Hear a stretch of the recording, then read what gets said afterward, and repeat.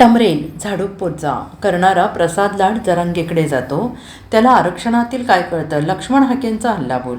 मराठा समाजाला कुणबी असल्याचे प्रमाणपत्र देणं, त्यांना ओबीसींच्या कोट्यातून आरक्षण देण्याच्या मुद्द्यावरून ओबीसी आंदोलक लक्ष्मण हाके यांनी पुन्हा एकदा सरकारवर टीकास्त्र सोडलेलं आहे. मनोज जरांगे या अनपढ माणसामुळे आमचे आरक्षण संपले आहे. राज्य सरकार ओबीसी समाजाचे म्हणणे ऐकून घेत नाही, अशी टीका लक्ष्मण हाके यांनी केली. ते रविवारी सोलापूरमध्ये प्रसार माध्यमांशी बोलत होते आणि यावेळेस त्यांनी मराठ्यांना ओबीसींच्या कोट्यातून आरक्षण देण्याच्या मुद्द्यावरून राज्य सरकार आणि मुख्यमंत्री देवेंद्र फडणवीस यांच्यावर टीकास्त्र सोडले. 19 मे रोजी चंद्रशेखर बावनकुळे यांच्यासह 6 कॅबिनेट मंत्र्यांच्या उपस्थितीत बैठक झाली होती. ओबीसीचे कोणतेही प्रश्न मार्गी लागत नाहीत, याचं आम्हाला दुःख आहेच. जातनिहाय जनगणना झालीच पाहिजे, ही आमची मागणी आहे. आम्ही ओबीसी भयभीत आहोत, कारण आम्हाला मोजलंच जात नाही. सरकारकडे आमचा डेटा नाही, त्यामुळे आमची माहिती त्यांना नाही. ओबीसी हक्कासाठी किती निधी आहे आणि किती जणांना तो दिला जातो, याचं वास्तव भयानक आहे. कोस्टल रोडसारखे लाखो कोटी रुपयांचे अनेक प्रकल्प येतात. आमचा त्याला विरोध नाही, पण सामाजिक दुजाभाव ज्यांच्यासोबत झाला आहे त्यांना सरकार जिल्ह्यात एक वसतिगृह देऊ शकलेलं नाही. अनेक प्रश्न आम्ही या बैठकीत मांडले, असे लक्ष्मण हाके यांनी म्हटलेलं आहे. मनोज जरांगे पाटील नावाच्या एका अनपढ माणसामुळे आमचं आरक्षण संपलं आहे. ओबीसी लोकांचं काय म्हणणं आहे हे सरकारने कधीही ऐकलं नाही.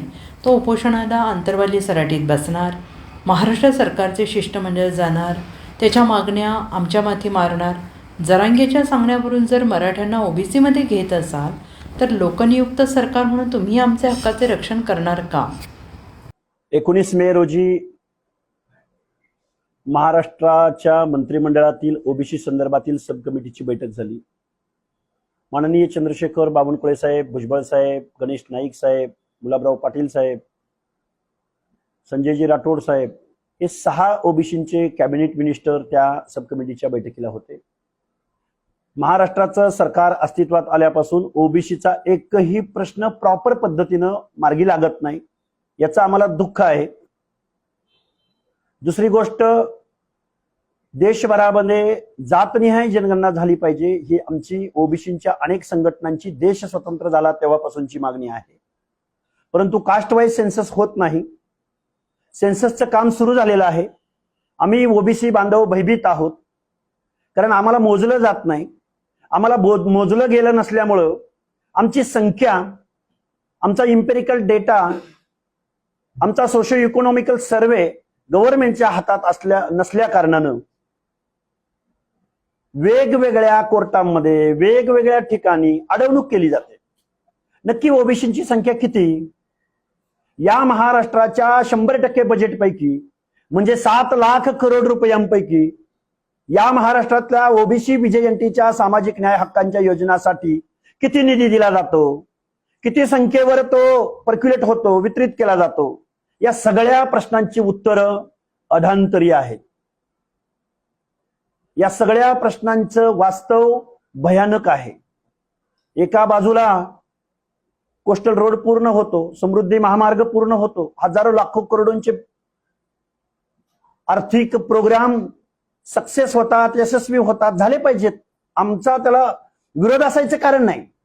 म्हणजे तुम्ही सोशल असिस्टन्स, पब्लिक वेलफेअर बघताय, लोककल्याणकारी राज्य करायचं तुम्ही प्रयत्न करताय, पण दुसऱ्या बाजूला जे सामाजिक न्यायाच्या प्रतीक्षेमध्ये आहेत, ज्यांच्या बाबतीत सामाजिक दुजाभाव झालाय, मग ते SC ST बांधव असतील, ओबीसी बांधव असतील, विजयंती बांधव असतील, या लोकांना तुम्ही जिल्ह्याच्या ठिकाणी एक वसतिगृह देऊ शकत नाही, महाज्योतीला निधी देऊ शकत नाही, अशा अनेक प्रश्न आहेत. जवळजवळ 11-12 प्रश्न मी त्या दिवशी ओबीसीच्या सब कमिटी समोर मांडले. आमचा ज्वलंत आणि जिव्हाळ्याचा प्रश्न असा आहे, गेल्या 2-4 वर्षापासून आम्ही आंदोलनं करतोय महाराष्ट्रामध्ये, ओबीसीचं आरक्षण संपलंय. जरांगे नावाच्या एका खुळचट, अशिक्षित, अनपढ माणसाच्या मागण्यावरून महाराष्ट्रातलं ओबीसीचं आरक्षण संपवलंय, लोकनियुक्त सरकारनं संपवलंय आणि आमच्या 50-60% ओबीसींच्या हिताचं संरक्षण करण्यामध्ये महाराष्ट्राचं सरकार अपयशी ठरलंय. हा आमचा आरोप आहे सरकारवरती. सरकार आम्हाला कधीही ओबीसींचा काय से आहे, ओबीसींचं काय म्हणणं आहे, हे कधीही ऐकून घ्यायला तयार नाही.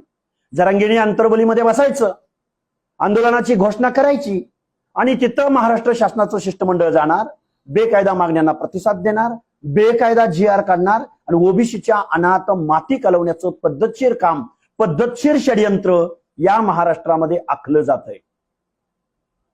म्हणून आम्ही जातनिहाय जनगणनेची मागणी, स्कॉलरशिप संदर्भातली मागणी, आमची संख्या किती आणि आम्हाला बजेट मिळतं किती, 7 लाख करोड पैकी महाराष्ट्राचे मुख्यमंत्री माननीय देवेंद्रजी फडणवीस साहेब अर्थतज्ञ आहेत असं मी मानतो आणि आहेत. पण या मुख्यमंत्र्यांनी 7 लाख करोड पैकी म्हणजे 100% 50% म्हणजे अर्धी लोकसंख्या असलेल्या ओबीसीला 0.6% बजेट सामाजिक न्याय हक्कांच्या ध्येय धोरणांसाठी, योजनांसाठी दिलेत. हा आकडा 1% पुढे कधीही जाऊ शकला नाही. Bureau report SBN Marathi.